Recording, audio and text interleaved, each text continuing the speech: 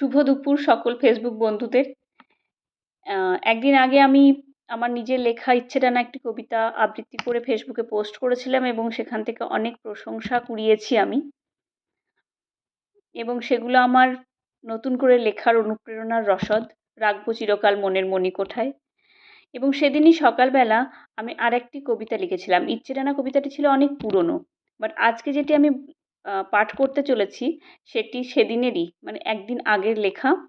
Just সকালে ১ ঘন্টায় বসে কী লিখব ভেবে না পেয়ে ওই কী লিখব এটাই আমি আমার কবিতার বিষয় বানিয়ে নিয়েছিলাম। কবিতাটির নাম দিয়েছি আমার স্বাদ। লেখার বিষয় খুঁজছি আমি, পাচ্ছি তার কই, যদিও জানি কবিতা গল্পে নিপুণা আমি নই। তবুও ইচ্ছা মনের মাঝে লিখব কিছু সদাই বাজে, খুঁজে চলে অবুঝ মন লিখব কিছু করেছি পণ।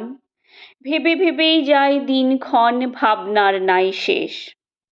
আসে না কবিতা, আসে না গান, আসে না গল্প, আসে না তান, ভেবে ভেবেই হয়রান মনের ইচ্ছা হলো ম্লান। ক্ষান্ত দিলাম আমার মন, ক্ষমা করো ওহে মহাকবিজন। বুঝেছি আমি লেখার স্বাদ নয় গো নিছক পাগলামি। লিখতে গেলে বিদ্যা বুদ্ধি আর কল্পনা মন ভীষণ দামি।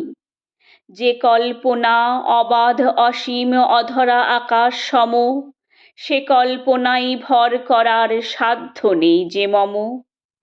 ইচ্ছা মম থাকলো মনে, কভু মিলি যদি কবি গুরুজনে, চাহিব শুধুই একটি চাওয়া, মনকে আমার করো পাগল হাওয়া।